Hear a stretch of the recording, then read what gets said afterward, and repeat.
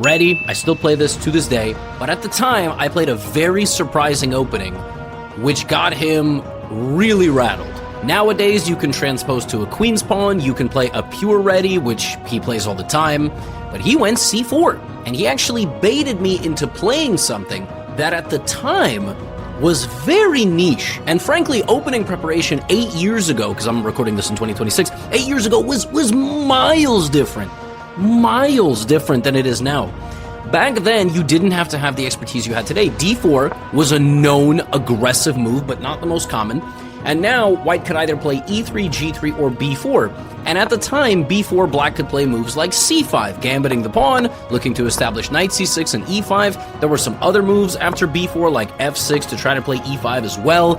It was very imbalanced. Nowadays, a lot of grandmasters go into this position, but at the time, there was probably less than like 30 games in the database at master level. And the move that I played was g5. Let me tell you something. I didn't know a damn thing about this move when I played it.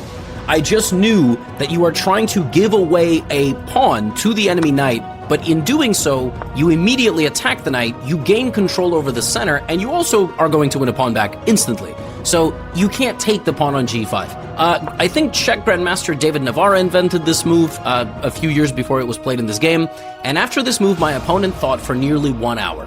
48 minutes. Can you imagine? 48 minutes to play a move. You could play like 20 bullet games in that time. It's just fascinating, right? Like the different game modes of chess that there are. Clearly my opponent had been surprised. Maybe he briefly analyzed this move, but he was trying to work his way through and understand the position.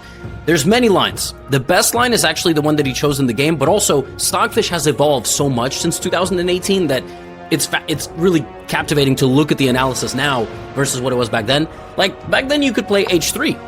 And then, black could continue to play this gambit, or black could play h6. There were some other ideas back in the day that you could also play. For example, bishop to b2, bishop g7, and then they can take. Or maybe they go queen b3, trying to stabilize everything, whatever. Anyway, he went queen a4 check, and this move has an idea. The idea is to get me to block this check and